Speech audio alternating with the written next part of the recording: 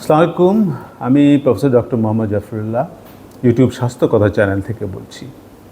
আজকে আমাদের আলোচনার বিষয় র্যাবিস বা জলাতঙ্ক।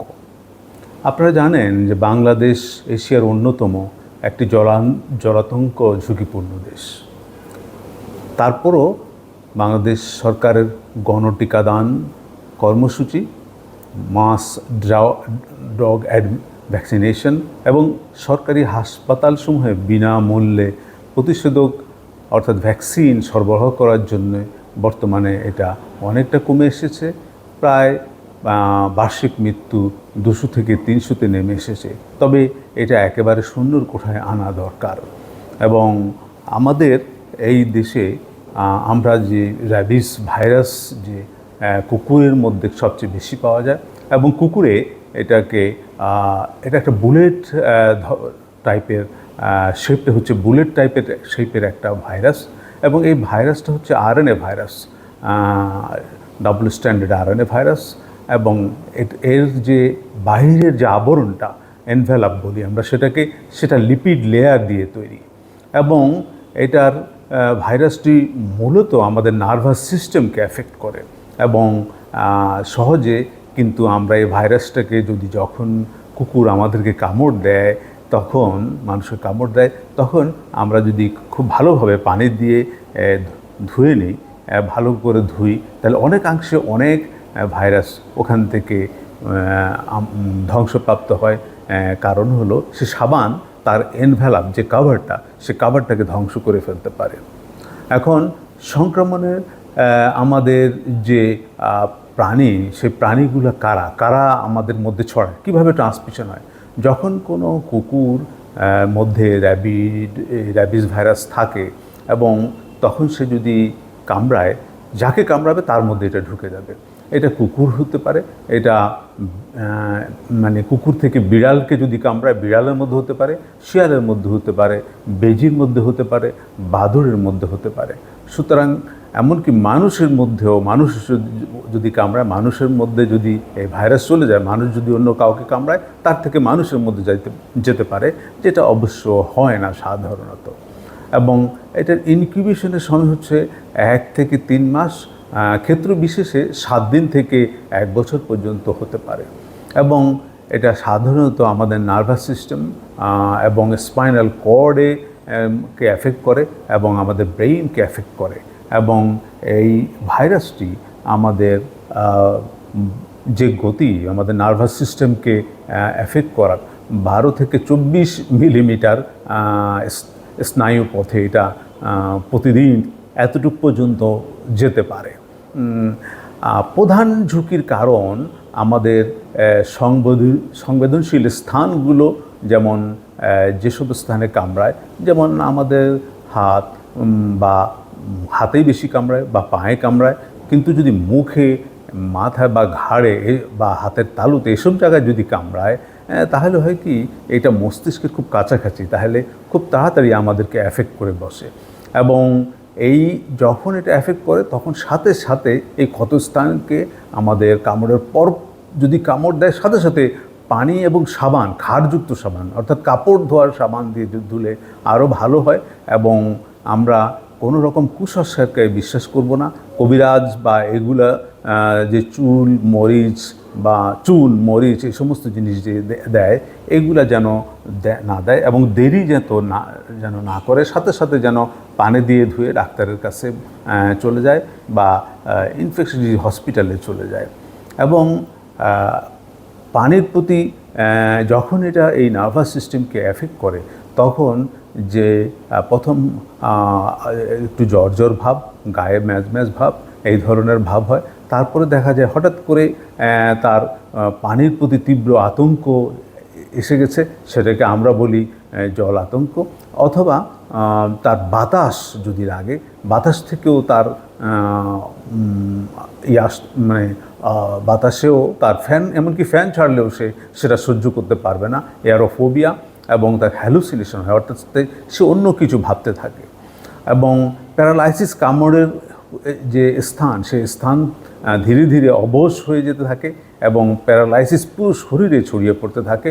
এবং রোগী আস্তে আস্তে কমাতে চলে যায় এবং শেষ পর্যন্ত মৃত্যু হতে চলে যায়। এবং এটা যদি এফেক্ট করে 100% মর্টালিটি, অর্থাৎ প্রায় 100% লোকই মারা যায়। এবং মৃত্যুটা অত্যন্ত কষ্টের মৃত্যু। কারণ হচ্ছে পানি খেতে চায় কিন্তু পানি খেতে পারে না, কারণ তার রেসপিরেটরি মাসেল, তার যে ন্যাজোফ্যারিঞ্জিয়াল মাসেল, এই মাসেলগুলো স্পাজম হতে থাকে এবং স্পাজম অর্থাৎ সংকোচন হতে থাকে, এবং যার জন্য সে পানি খেতে গেলে সেখানে সংকোচন হয় এবং সে পানিটাকে গিলতে পারে না, এবং যার জন্য সে পানি দেখলেও তার হাইড্রোফোবিয়া বলি আমরা এটাকে, অর্থাৎ জল দেখলেও তার আতঙ্ক ধরে যায়। আমি এটা ছোট্ট একটা গল্পের মাধ্যমে আপনাদেরকে বোঝাতে পারি। একটা কুকুর একটা মানুষের ঘরে পালিত বিড়ালকে কামড় দিয়েছে। কুকুরটা ছিল র্যাবিড, অর্থাৎ তার মধ্যে র্যাবিস ভাইরাস ছিল, এবং বিড়ালটার মধ্যে র্যাবিস ঢুকে গেছে। এবং বিড়ালটা তার প্রভুকে তখন সে আঁচড় দিয়েছে, এবং আঁচড় দেওয়ার সাথে সাথে ওনার মধ্যে এটা ঢুকে গেছে। এবং একদিন জ্বর থাকার পরে উনি দেখা গেল যে পরের দিনই উনি আর পানি খেতে পারছেন না, এবং উনি আপনার ফ্যানের বাতাসও সহ্য করতে পারছেন না। তাকে ইনফেকশন ডিজিজ হাসপাতালে নেওয়া হলো, তারপরে উনি 2-3 দিন পরেই মারা গেলেন। এই যে কুকুর থেকে বিড়ালে আসলো, বিড়াল থেকে মানুষ হয়ে গেল, এইভাবে এটা যে মানুষ কিন্তু মৃত্যুমুখে পতিত হচ্ছে। এবং আপনার শরীরে আমি আগেই বলেছি যে হালকা জ্বর, মাথা ব্যথা, ক্লান্তি, এবং আপনার এই কাপড়ের স্থানে চুলকানি এবং জ্বালা পোড়া এটা অনুভূত হবে। এবং তারপরে হাইড্রোফোবিয়ার কথা বললাম, এয়ারোফোবিয়ার কথা বললাম, বাতাসের ফোবিয়া। এবং এর জটিলতা হচ্ছে যে শ্বাসযন্ত্রের পক্ষপাত, রেসপিরেটরি মাসেলগুলো আপনার প্যারালাইসিস হয়ে যায় এবং শ্বাস প্রশ্বাসও অনিয়মিত হয়ে যায়। এবং এটাকে আমরা কয়েকটা ক্যাটাগরিতে ভাগ করেছি। এই যে ক্যাটাগরি 1, প্রাণী যখন আমাদেরকে স্পর্শ করে, মানে কোনো কুকুর, যে র্যাবিড কুকুর, সব কুকুর নয় কিন্তু যে কুকুর র্যাবিজে আক্রান্ত, সেই কুকুর যদি মানুষকে কোনোভাবে টাচ করে বা কিন্তু চামড়ার কোনো অসুবিধা হয় নাই, চামড়ার কোনো রকম মানে পুরোপুরি অক্ষত অবস্থায় আসে, তাহলে আমরা এটাকে বলি যে, এবং তাকে কোনো ভ্যাকসিন দেওয়ার প্রয়োজন নাই, ভালো করে সেই জায়গাটা ধুয়ে নেবে। ক্যাটাগরি 2 হচ্ছে যেটা চামড়ার রক্ত বের হয় নাই, কামড় দেওয়া বা আঁচড় দেওয়ার পরে, আঁচড় দিয়েছে কিন্তু আঁচড় দেওয়ার পরে রক্ত বের হয় নাই, বা কামড়ও দেয় নাই, শুধুমাত্র আঁচড় দিয়েছে, তাহলে ওই ক্ষতস্থানকে ভালোভাবে ধুয়ে ফেলতে হবে এবং 15 মিনিট পর্যন্ত সেটা ধুবে রানিং ওয়াটারের মধ্যে, পানি গড় করে যাচ্ছে এরকম পানির মধ্যে ধুতে হবে, এবং র্যাবিস ভ্যাকসিনটা তাকে দিতে হবে। ক্যাটাগরি 3, যেটা মনে করেন কামড় দেওয়ার পরে রক্ত তো বের হচ্ছেই, এবং গভীরভাবে কামড় দিয়েছে এবং আঁচড় লেগেছে, এবং আপনার চামড়া তার মধ্যে তার লালা লেগে গেছে, এবং সেই প্রাণীর সংস্পর্শে এসছে, এই ধরনের ক্ষত তাদেরকে আমরা ক্যাটাগরি 3তে বলি। এইটাতে আপনার তার সেই ক্ষতটা তো ধুতে হবেই সাবান দিয়ে, 1 নাম্বার। 2 নাম্বার হচ্ছে তাকে র্যাবিস ভ্যাকসিন দিতে হবে, আর 3 নাম্বার হচ্ছে তাকে ইমিউনোগ্লোবুলিন দিতে হবে, RIG অর্থাৎ র্যাবিস ইমিউনোগ্লোবুলিন দিতে হবে। সুতরাং ক্ষতের জরুরি প্রাথমিক চিকিৎসা সম্বন্ধে আমরা একটা বলি, সাবান পানিতে ধোয়া এবং অ্যান্টিসেপটিক দিয়ে পভিডিন, আয়োডিন দিয়ে ধোয়া যেতে পারে, বা 70% অ্যালকোহল দিয়ে ধোয়া যেতে পারে। এবং কোনো মতেই এই জায়গাটাকে সেলাই করা যাবে না, বা শক্ত ব্যান্ডেজ দেওয়া যাবে না, কোনো রকম চুন, মরিচ এই সমস্ত দেওয়া যাবে না, কোনো কবিরাজের থেকে এগুলো নেওয়া যাবে না, এবং ভালোভাবে 15 মিনিট পর্যন্ত এই ক্ষতকে ধুয়ে ফেলতে হবে। তাহলে আমরা প্রতিষেধকটা কীভাবে দিব, অর্থাৎ ভ্যাকসিনটা আমরা কী দিব? প্রথম কামড়ের যেদিন দিয়েছে সেদিনই নিয়ে যেতে পারলে সবচেয়ে ভালো, সেদিনে নিয়ে তাকে ইন্টারডার্মাল ভ্যাকসিনটা দিতে হয়, প্রথম ডোজ, এবং 3য় দিনে 2য় ডোজ, এবং 7 দিনে 3য় ডোজ, এবং আপনার এই 3য় ডোজ, এবং তারপরে 21 দিনের দিন আরেকটা ডোজ, এবং এই ডোজ, এই 4টা ডোজ দিলে ভ্যাকসিনটা কমপ্লিট হবে। এবং এই ভ্যাকসিনটা যদি আমরা দিতে পারি তাহলে দেখা যাবে যে তিনি মোটামুটি সেভ হবেন এবং তিনি ভালোভাবে রক্ষা পাইতে পারেন। আর আমরা এই যে জলাতঙ্ক নির্মূলে জাতীয় যে কৌশল হওয়া উচিত, আমরা যে জাতীয় কৌশল হওয়া উচিত যে মাস ডগ ভ্যাকসিনেশন করতে হবে। এলাকায় সমস্ত কুকুরকে শনাক্ত করে তাদেরকে ভ্যাকসিনেশন করতে হবে এবং কুকুরের পপুলেশনকে মানবিক এবং বৈজ্ঞানিক উপায়ে কুকুরের বংশবৃদ্ধিটাকে বন্ধ করতে হবে এবং বিনামূল্যে আমাদের ভ্যাকসিনটাকে দিতে হবে। কিন্তু এখনও ভালো ভ্যাকসিন, দুটো ভ্যাকসিন আগে যেটা দেওয়া হতো শিপ ব্রেইন ভ্যাকসিন, যেটা দেওয়া হতো ব্রেন সেল ভ্যাকসিন, সেটা তো অনেক কমপ্লিকেশন, সেটা এখন দেওয়া হয় না। ডিপ্লয়েড সেল ভ্যাকসিন সেটা দেওয়া হয়, সেটা অনেক ভালো এবং সেটাও বিনামূল্যে আমাদের হেলথ সেন্টারগুলো থেকে দিতে পারলে সবচেয়ে ভালো এবং হয়তো দেওয়া হচ্ছে।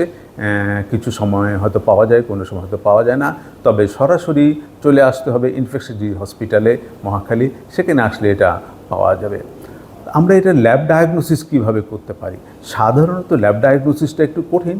আমরা সাধারণত যে ঘাড়ের যে জায়গায় চুল শেষ হয়েছে সেখান থেকে একটা সোয়াব নিয়ে, অর্থাৎ স্কিন নিয়ে সেটাকে আমরা যদি মলিকুলার ডায়াগনোসিস করতে পারি, আরটিপিসিআর করতে পারি, অথবা স্যালাইভাটাকে নিয়ে যদি আমরা আরটিপিসিআর করতে পারি, তাহলে কনফার্ম ডায়াগনোসিস।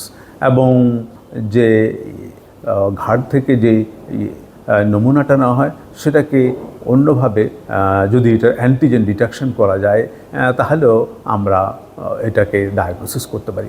অথবা ব্লাড নিয়ে যদি র্যাবিজের অ্যান্টিবডি আমরা ডিটেকশন করি এবং র্যাবিজের অ্যান্টিবডি পাওয়া যাবে, তাহলে সেটাও এইভাবে আমরা ডায়াগনোসিস করতে পারি। তাহলে এতভাবে এটাকে ডায়াগনোসিস করতে পারা যায় এবং এটার ভ্যাকসিনেশনের কথা আমরা শুনলাম। এবং সবচেয়ে ভালো হলো যে বাড়িতে যে কুকুরদেরকে আমাদের প্রি এক্সপোজ তাদেরকে ভ্যাকসিনেশন করে নেওয়া দরকার এবং তারা যাতে কোনোভাবেই র্যাবিড না হয়, তাদেরকে কামড়ালেও না হয়, তাহলে কুকুর বা বিড়াল এদেরকে এই ভ্যাকসিন দিয়ে নিলে তাহলে কোনো রকম অসুবিধা হবে না, তারা ইমিউন থাকবে অ্যাগেনস্ট র্যাবিজ ভ্যাকসিন। তার এইভাবে আমরা র্যাবিজকে আমরা প্রতিহত করতে হবে এবং কুকুরের পপুলেশনকে আস্তে আস্তে আমরা এটাকে কমিয়ে আনবো যাতে কোনোভাবে র্যাবিজ আমাদের মধ্যে বৃদ্ধি না পায়। র্যাবিজ একটা সাংঘাতিক রকমের রোগ, এটা কামড়ালে মানে 100% মর্টালিটি। একটু আগে আপনাদেরকে যে গল্পটা বললাম, সুতরাং আমরা র্যাবিজ থেকে সাবধানে থাকবো এবং সুস্থ থাকবো, বেঁচে থাকবো, এই আশাবাদ ব্যক্ত করে আমার বক্তব্য এখানে শেষ করছি। সকলে ভালো থাকুন, সুস্থ থাকুন, আমার চ্যানেলকে সাবস্ক্রাইব করুন, দেখুন এবং লাইক দিন। সকলকে ধন্যবাদ। আসসালামু আলাইকুম।